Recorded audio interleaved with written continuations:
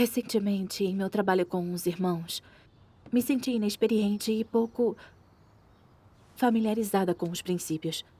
Em nossas discussões, tenho medo de falar algo errado e de que me menosprezem. Então, mesmo que eu tenha ideia ou opinião, eu quase nunca a compartilho. Vejo os outros dando suas contribuições, mas eu sempre fico calada. Não estou participando de verdade, nem fazendo a minha parte. É muito frustrante. Mas realmente eu não sei o que fazer a respeito. Vocês têm passado por algo semelhante? O que fizeram a respeito? Quando comecei a cumprir meu dever, vi que os irmãos com quem eu trabalhava no dever de edição eram bastante experientes, entendiam os princípios e eram de bom calibre. Tinham discernimento sobre quem entendia a verdade, quem possuía talento real e formação sólida. Isso me abalou um pouco. Eu era de calibre mediano e não tinha a realidade da verdade. Então, se expressasse minhas opiniões em nossas discussões, isso não seria igual a tentar ensinar um peixe a nadar? Não faria diferença se no final eu estivesse certa, mas do contrário. Todos pensariam que eu estava me exibindo a despeito do meu entendimento raso da verdade. Achei que isso seria embaraçoso.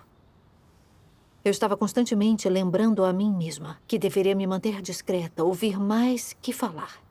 E assim, quando estávamos todos explorando assuntos juntos, eu dificilmente compartilhava o que pensava. Uma vez fiz uma sugestão e todos concordaram que não era a abordagem certa. Eu me senti humilhada. Achei que não deveria me expor de forma precipitada, senão iria dizer coisas inadequadas e fazer papel de boba. Pensei em proceder com cautela e ficar na minha. Depois disso, nas discussões tive o cuidado de não me dispor mais a dizer o que pensava, deixando que os outros se manifestassem primeiro. Mais tarde, juntou-se à nossa equipe uma irmã que tinha um calibre muito alto e era perspicaz. Ela foi designada para trabalhar comigo. Certa vez, quando estávamos falando sobre um problema, tive algumas ideias que quis compartilhar, mas então fiquei preocupada com a possibilidade de que, se meu pensamento estivesse errado e o que eu dissesse não resistisse à análise, essa irmã nova pudesse pensar que eu era simples e ingênua. E eu seria exposta pelo que realmente era. Eu não queria que ela me desprezasse. Decidi esquecer o assunto e simplesmente ouvir o que ela tinha a dizer. Enquanto trabalhávamos nesse problema durante os dias seguintes, eu dificilmente compartilhava algum ponto de vista, optando por apenas acompanhar o pensamento dela, achando que isso me protegeria de possíveis embaraços e facilitaria as coisas. E tal postura foi eficaz para colaborar em seu dever? Como eu não falava muito, nosso ambiente colaborativo mostrava-se um tanto enfadonho. Às vezes, quando ela encontrava um problema e eu não compartilhava a minha opinião, simplesmente ficávamos presas nele. Nossa produtividade era baixa e nosso trabalho estava sendo prejudicado. Conforme o tempo passava, eu falava cada vez menos. E mesmo quando tinha uma opinião, ficava revirando aquilo na minha cabeça, pensando muito antes de abrir a boca.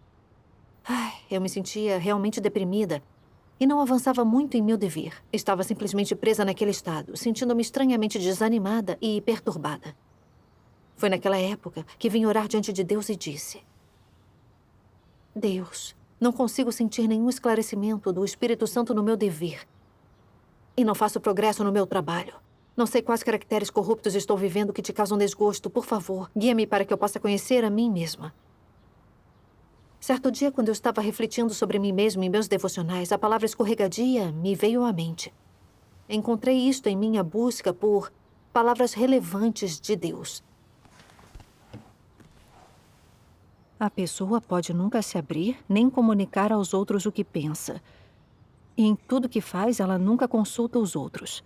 Em vez disso, se fecha, aparentemente se defendendo dos outros a cada passo. Ela se encobre o máximo possível. Esta não é uma pessoa astuta? Por exemplo, ela tem uma ideia que acha engenhosa e pensa: eu a guardarei para mim por hora. Se eu a compartilhar, vocês podem usá-la. E tirar vantagem dela.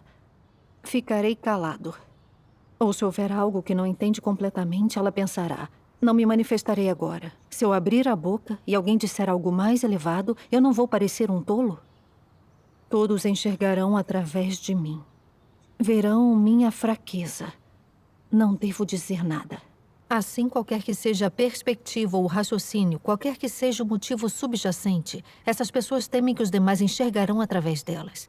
Elas sempre consideram seu dever e as pessoas coisas e eventos com esse tipo de perspectiva e atitude. Que tipo de caráter é esse? Um caráter corrompido, enganoso e maligno. Amém. Amém. Amém. Quando li isso, senti um peso no coração. As palavras de Deus expunham perfeitamente meu estado verdadeiro. E as palavras, um caráter corrompido, enganoso e maligno, eram realmente angustiantes e desconcertantes para mim. Vi que por não manifestar a minha opinião, embora parecesse que eu estivesse sendo muito sensata, eu estava cheia de maquinações. Tinha meus próprios pontos de vista e opiniões sobre os problemas que encarávamos. Mas quando não me sentia no controle das coisas, temia que o que eu tinha a dizer fosse rejeitado, que eu perdesse o respeito e fosse desprezada por eles. Assim eu me continha. Tentando sentir primeiro o que os outros pensavam para então partir desse ponto. Isso não era ser escorregadia e astuta? Sim, era. Eu sempre pensei que isso só se aplicava àquelas pessoas na sociedade que estavam sempre tramando, que eram traiçoeiras e astutas. Todos os meus amigos e colegas mundo afora concordavam que eu era uma pessoa honesta, sem segundas intenções nas minhas ações. Não gostava de pessoas escorregadias e que tentavam ver para que lado o vento soprava. Eu nunca tinha me imaginado como alguém assim. Mas então eu percebi que, embora não contasse mentiras deslavadas e não agisse exatamente como essas pessoas, ainda assim eu era impulsionada por minha natureza astuta. Em tudo que fazia e dizia, eu sempre procurava ver a reação dos outros e apenas seguia o fluxo. Com medo de parecer incompetente e de as pessoas me enxergarem como eu era. Eu era insincera a cada passo, me disfarçando para proteger minha reputação. Diante de qualquer dificuldade em meu dever, eu nunca compartilhava o que pensava. Era astuta e escondia minhas opiniões. Não pensava nos interesses da casa de Deus.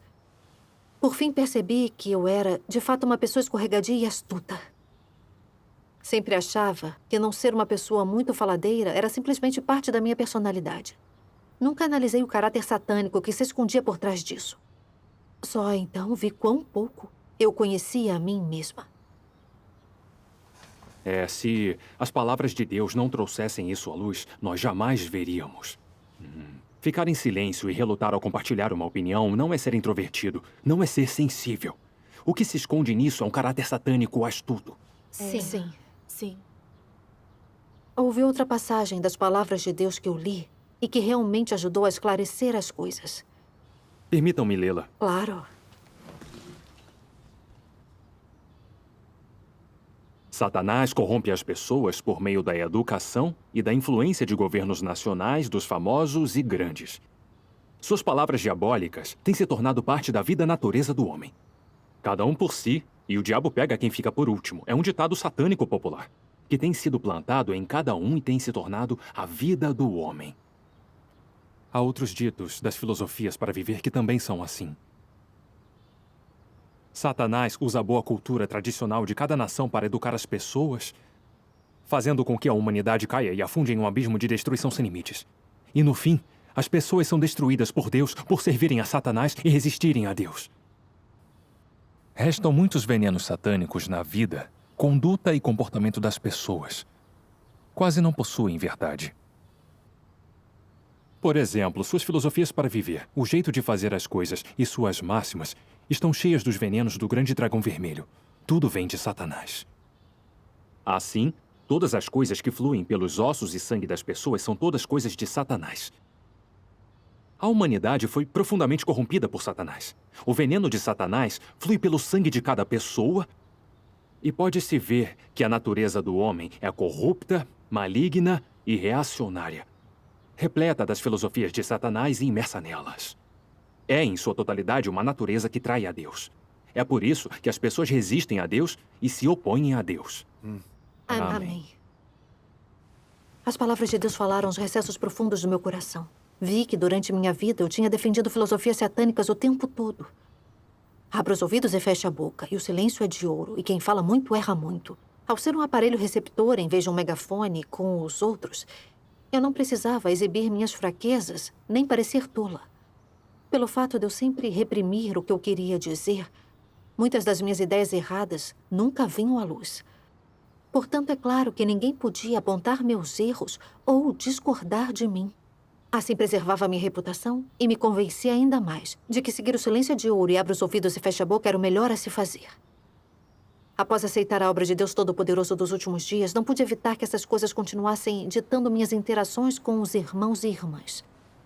Senti que se eu não falasse muito ou ficasse de boca fechada, ninguém descobriria minhas falhas e deficiências e eu conseguiria proteger minha imagem. Eu vivia segundo essas filosofias satânicas. E toda vez que eu queria compartilhar meu ponto de vista, sempre calculava perdas e ganhos e o que as outras pessoas pensariam a respeito do que eu falasse.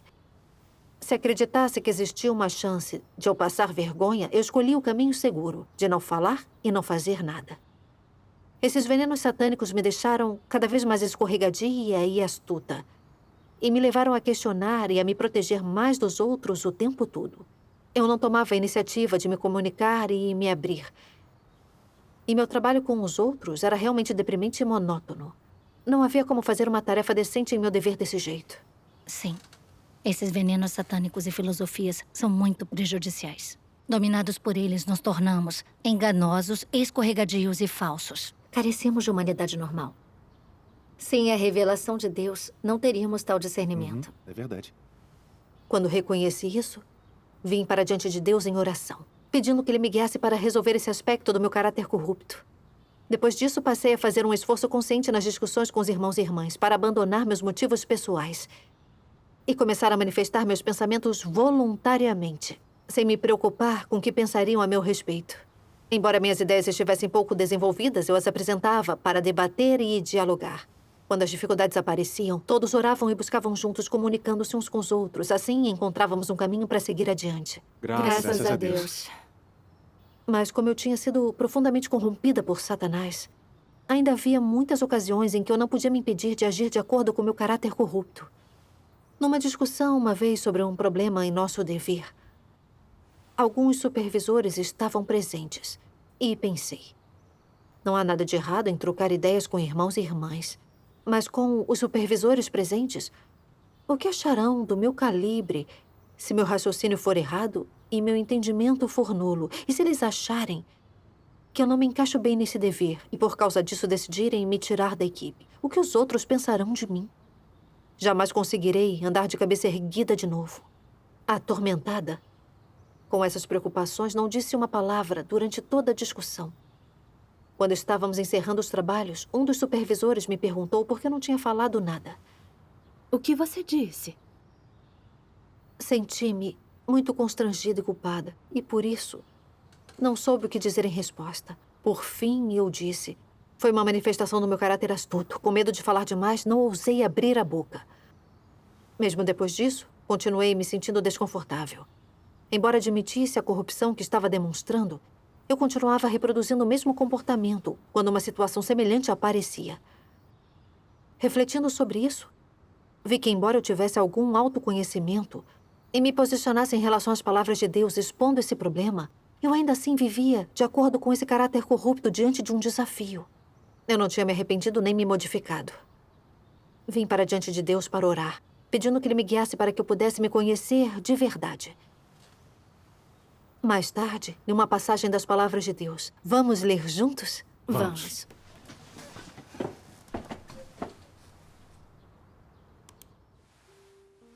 Deus Todo-Poderoso diz: os anticristos acreditam que, se gostassem sempre de falar e de abrir seu coração para os outros, todos enxergariam através deles e veriam que eles não têm profundidade, que são apenas pessoas comuns, e então não mais os respeitariam.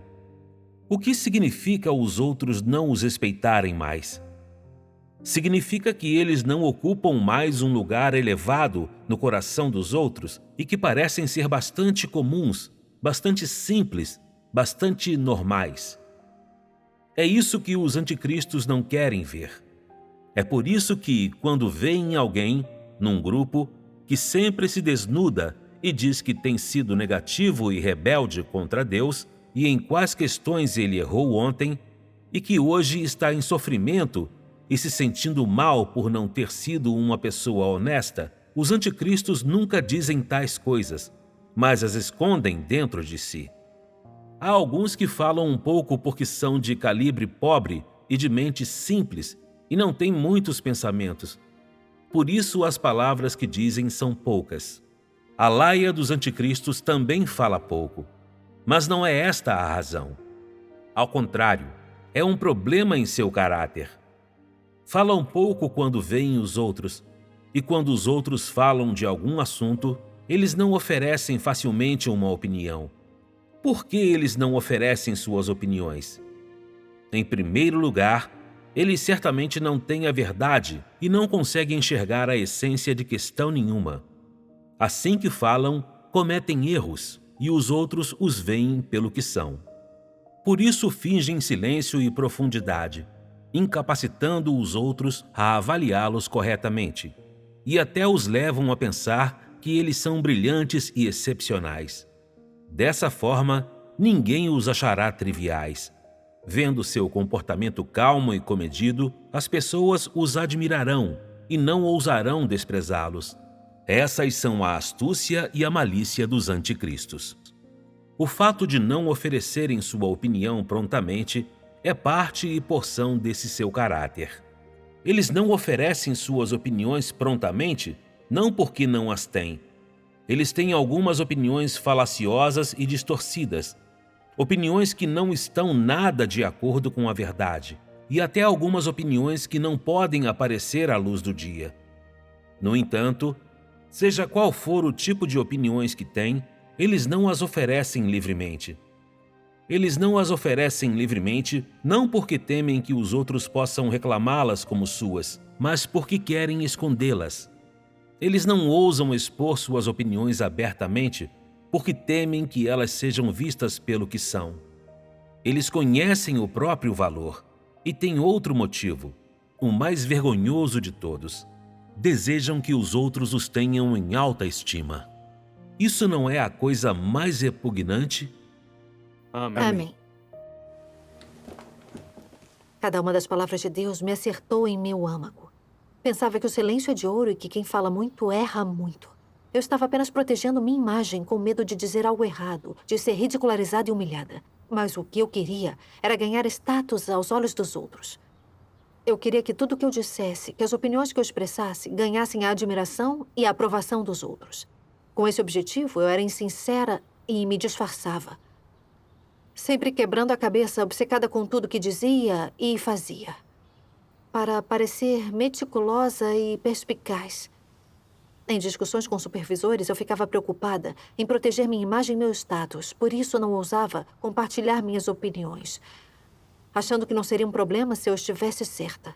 Mas que se não estivesse, revelaria minha falta de entendimento. Então, se os supervisores não se impressionassem comigo, meu status entre os outros ficaria completamente arruinado. Abrigando esses motivos sinistros, eu fechava a minha boca, com medo de expor meus pensamentos e opiniões. Nem mesmo ousando dizer um simples e humilde "não tenho certeza se entendo disso". Isso era desprezível e vergonhoso. Percebi que em minha colaboração com os outros, em meu dever e em minhas interações no dia a dia com irmãos e irmãs, eu era quieta e parecia ser honesta por fora. Mas por dentro, eu escondia toda a minha astúcia. Eu escondia minha feiura, me disfarçando e enganando as pessoas. E quando comungávamos sobre a verdade e falávamos dos problemas, eu seguia o fluxo, esperando proteger meu status e minha imagem aos olhos dos irmãos e irmãs. Amava minha própria imagem e minha reputação muito mais do que amava a verdade e justiça. Esse era totalmente o caráter astuto e maligno de um anticristo que eu estava revelando. A essa altura de minha reflexão, vi como meu estado era muito perigoso. Pensei em como, na Era da Graça, Deus tinha dito àqueles que não faziam sua vontade: "Então lhes direi claramente, nunca vos conheci. Apartai-vos de mim, vós que praticais a iniquidade." Eu tinha fé, mas não colocava as palavras de Deus em ação. E não tomava nenhuma medida prática para satisfazer a Deus. Eu não era capaz de me abrir em comunhão com os irmãos e irmãs e de ser honesta. Eu encobria meu lado indesejável, tentando de tudo para proteger minha imagem e enganar os outros, para que eles me admirassem. Estava competindo por status com Deus. E me encontrava na senda de um anticristo de oposição a ele. Sabia que se não me arrependesse, acabaria sendo eliminada por Deus. Uau, isso é mesmo muito sério. Quando entendi isso, finalmente me enchi de repulsa contra a minha natureza corrupta e também vi como seria perigoso continuar nesse tipo de busca. Eu precisava vir para diante de Deus e me arrepender, renunciar à carne e colocar as palavras de Deus em prática. Depois disso, Quando me abri com os irmãos e irmãs sobre o meu estado, uma irmã me enviou uma passagem das palavras de Deus. Vamos ler juntos? Vamos. Vamos. Quando as pessoas cumprem seu dever ou qualquer trabalho diante de Deus, seu coração deve ser puro, como um jarro de água cristalina. Sua atitude deve ser correta. Que tipo de atitude é correta? Não importa o que você esteja fazendo. Você é capaz de compartilhar com os outros tudo o que estiver em seu coração, quaisquer ideias que você possa ter. Se disserem que sua ideia não funciona e derem uma sugestão diferente, você ouvirá e dirá: boa ideia, vamos fazer isso. A minha não era boa, carecia de entendimento, não era desenvolvida. A partir de suas palavras e ações, todos verão que você tem princípios cristalinos em sua conduta. E que não há escuridão em seu coração. E que você age e fala com sinceridade, confiando numa atitude de honestidade. Você dá nome aos bois. Se é, é. Se não é, não é. Sem truques, sem segredos. Apenas uma pessoa muito transparente. Isso não é um tipo de atitude? Essa é uma atitude em relação a pessoas, eventos e coisas que representam o caráter dessa pessoa. Li também a seguinte passagem. Deus diz às pessoas que não devem ser enganosas, mas ser honestas.